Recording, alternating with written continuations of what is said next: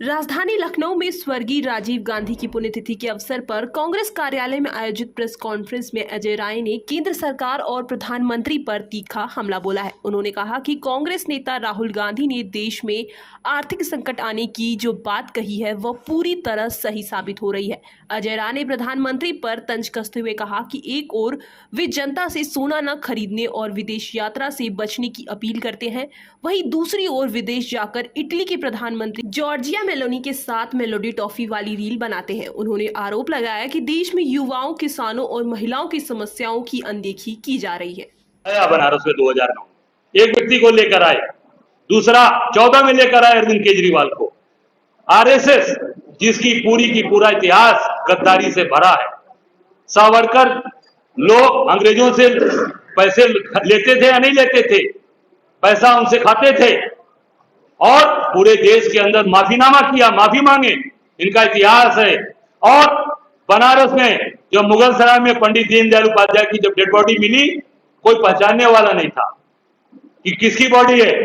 एक पाठक जी जिनकी वहां पे पान की दुकान है बनारस में, आज भी पुराने कार्यकर्ता जनसंघ के, वो जाकर पहचानते हैं और वो फिर पहचान होती कि नहीं ये पंडित दीनदयाल उपाध्याय जी, जिनके नाम पर भारतीय जनता पार्टी एकात्म मानववाद में चल रही है।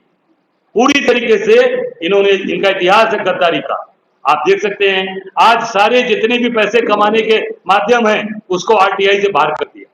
अभी बीसीसीआई को बाहर कर दिया। क्यों बाहर कर दिया आपने भाई? आरटीआई में जानकारी आप नहीं देना चाहते, आप इलेक्ट्रल बॉन्ड का की जानकारी आरटीआई के माध्यम से नहीं देना चाहते हैं। ये क्या, ये गद्दारी है देश के साथ। और ये पूरी तरीके से गद्दार लोग हैं, ये देश को बर्बाद कर रहे हैं, देश को खत्म कर रहे हैं। जो राहुल जी ने कहा 100% सही कहा। पूरी कांग्रेस पार्टी वो जो उन्होंने कहा उस वक्तव्य के साथ खड़ी है और उसको हम साबित करके आपको बता रहे हैं। अब भारतीय जनता पार्टी किसी नेता से पूछ सकते हैं कि 2009 में किसको लेकर आए थे भाजपा के लोग बनारस में चुनाव लड़ा थे बसपा से, और अरविंद केजरीवाल को 14 में कौन लेकर आया था, ये बता दें भाजपा के लोग। मैं प्रमाण के साथ कह रहा हूं आपको। और आने वाले जितने भी काम हैं वो भारतीय जनता पार्टी ने आज, आप एक तरफ कहते हो पेट्रोल मत यूज करो, एक तरफ आप कहते हो कि सोना मत खरीदो, और देश का प्रधानमंत्री अगले दिन विदेश यूरोप के टूर में जाकर घूम रहा है और मेलोनी को टॉफी खिला रहा है।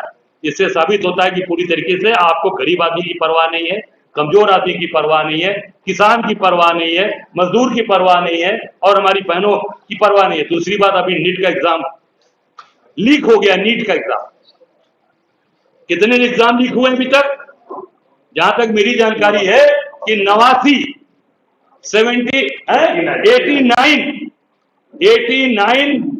जितने एग्जाम्स हुए हैं उत्तर प्रदेश से लेके देश तक में लीक हो गए। लीक, ये लीक वाली सरकार है। 89, आप सोच सकते हैं कि पूरी के पूरे एग्जाम्स लीक हो गए। अभी इतना बड़ा एग्जाम है नीट का, लीक हो गया। 23 लाख बच्चे, अब उनका भविष्य अंधकार में। कितने बच्चों ने सुसाइड कर लिया?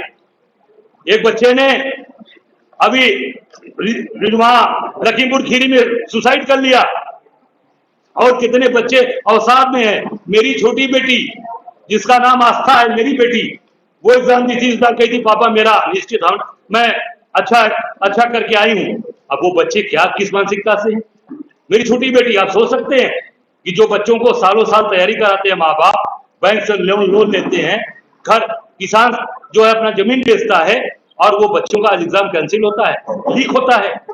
इसके जिम्मेदार कौन है? इसके जिम्मेदार अगर कोई है तो देश के प्रधानमंत्री नरेंद्र दामोदर दास मोदी।